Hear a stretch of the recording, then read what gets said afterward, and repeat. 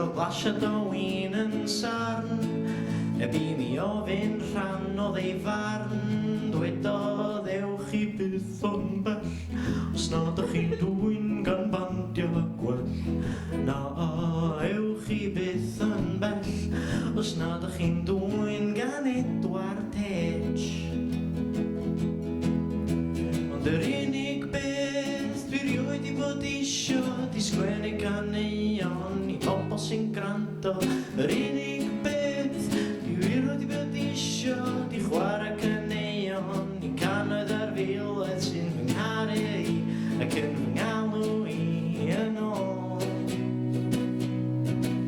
Dwi isio bod mewn bandro carol a gael y dorfi ngalw i nôl. Dwi isio bod mewn bandro carol i ddydd. Dwi isio bod mewn bandro carol ond os na neb yn ffocin gwrando. Dwi isio bod